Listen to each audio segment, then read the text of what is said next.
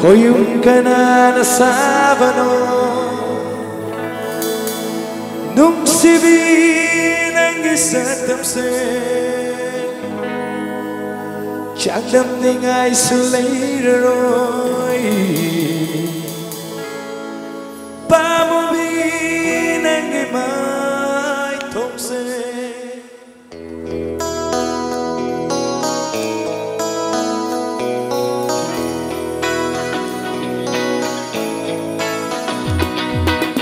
Lấy ra đây ghi hẹn anh thôn là vì anh ghi trên ba luôn đã cười hoa hủy của phong lý rồi lại giờ đây ghi hẹn anh sẽ là vì anh ghi Vista luôn đã cười bóng hồn của chân lý rồi vô có yêu cái nào xa đâu lúc xin nên anh ghi xa tâm say chẳng tâm nên ai sẽ lấy rồi ba mô vì anh ghi mãi không say bởi bóng hồn của chân lý và anh ghi một tiếng nghe thôi đã Tazani, I get a moe tiadi. Adam, be Hawaii, I get say seven moe. Adam, be Tazani, I get a moe tiadi. Adam, be Hawaii, I get say seven moe.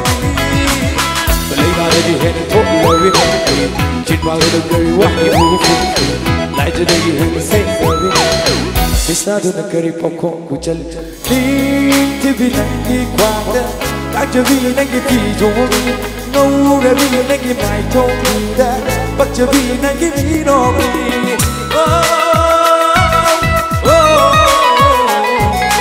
Linh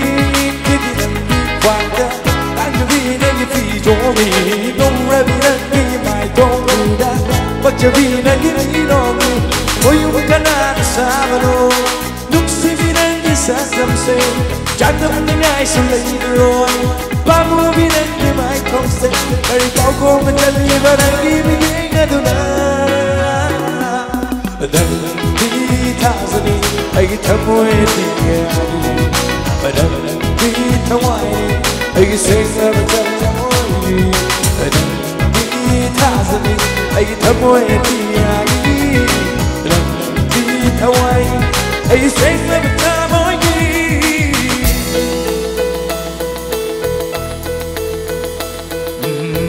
hãy nhìn bờ ngoài chỉ thoáng ở hai vợ âm ta lúc si vì nắng hãy đi thầm vội đã chết ra thầm ly đã vai và thầm hoài ai đi đừng si vì nắng khi hoài ai nghĩ nát lá cô anh giờ nghe nắng cu pena ai đâm cu nắng na tay đi pena ai bu ta sẽ na nông si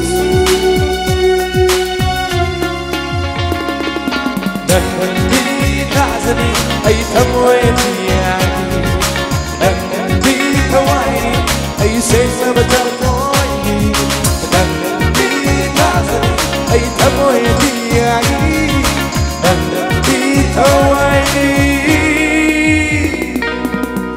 ai cứ sẽ là bất thờ môi đi